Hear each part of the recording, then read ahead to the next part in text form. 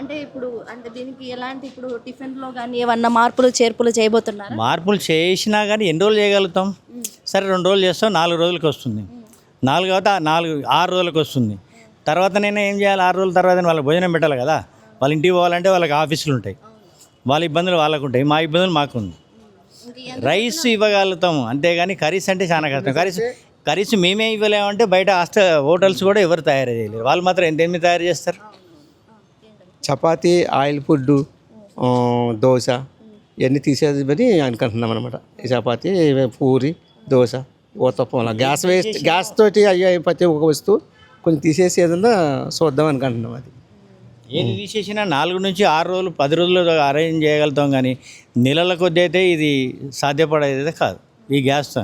ఎంత మ్యూచువల్ ఉన్నా ఎంతమంది పిల్లలు ఉండాలంటే కూడా మీకు కూడా భారం అయిపోయింది, నష్టం అయితే జరుగుతుంది. ఒక కుటుంబం ఫ్యామిలీ అయితేనే నడపగలుగుతారు 2 నెలలు. ఒకటి ఎక్స్ట్రా తీసుకోనో లేదా ఇంకో అది డొమెస్టిక్ అయితే. ఇది కమర్షియల్ వ్యాపారం మీద ఆధారపడదు కాబట్టి గ్యాస్ మీదనే ఆధారపడ్డది ఇప్పుడు వంటకం. హాస్టల్స్ మొత్తం గ్యాస్ మీదనే ఆధారపడ్డాయి. ఏ ఎలక్ట్రికల్తో కూడా ప్రాబ్లం అయితే సాల్వ్ కాదు మాకు తెలిసినంతవరకు అయితే.